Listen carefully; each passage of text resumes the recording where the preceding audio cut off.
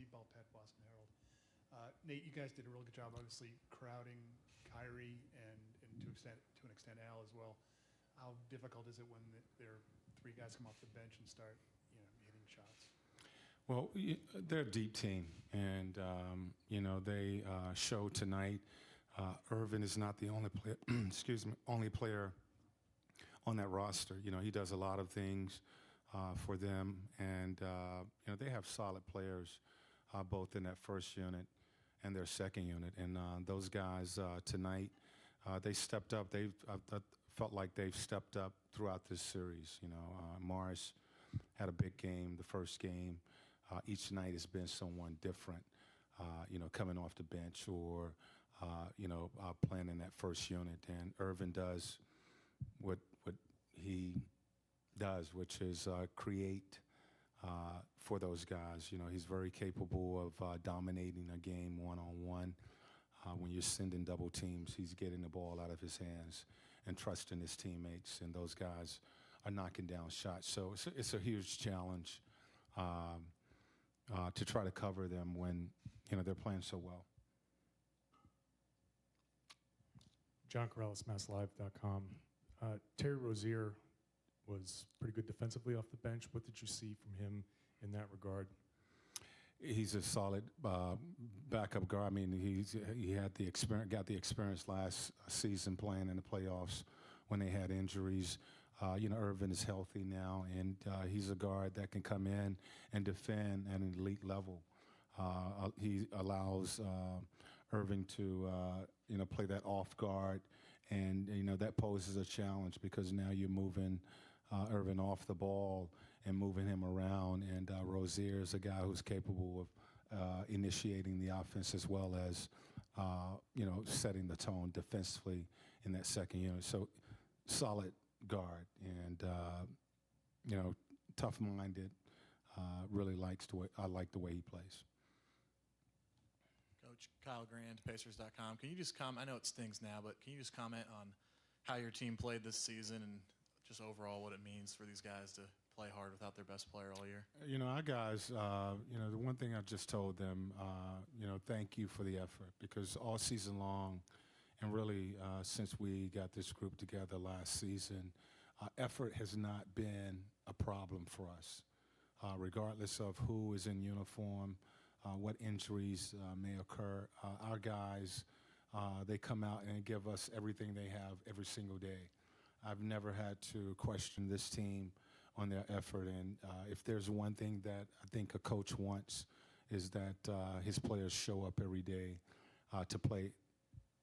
Our guys 1 through 15 did that.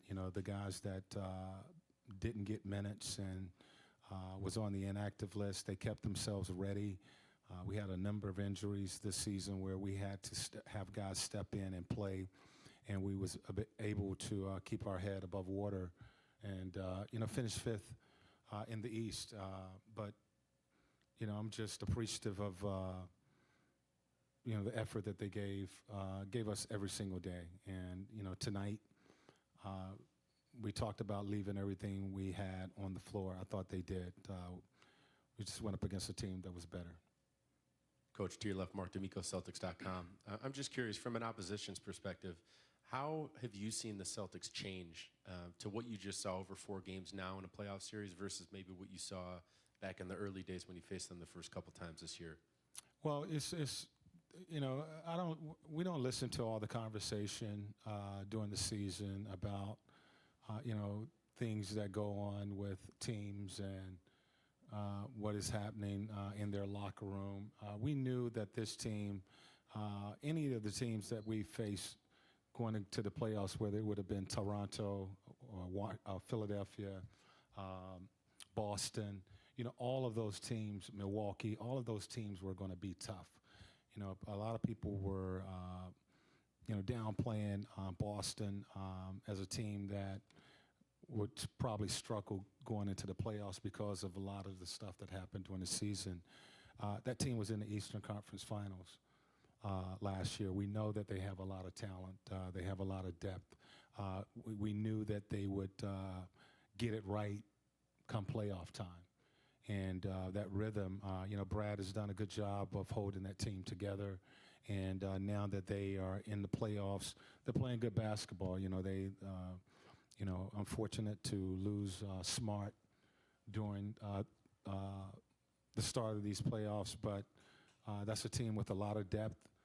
Irvin is one of the top players in the league, and Tatum and Hayward and Morris and Horford and Rozier, all of those guys are solid players that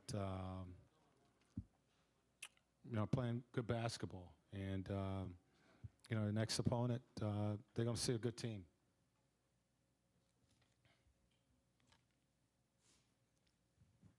Coach Tom Lewis, SB Nation. Aside from adding Victor, what did you learn from your team at the end of the season in the playoffs that should help direct the team in the offseason, get ready for next year? Well, it's I'm looking at my team, and we got 7, 8 free agents on our roster, and we very well could look different next season. I just appreciate what our guys did for me and this coaching staff, this season, and the effort that they gave. So, what can we learn?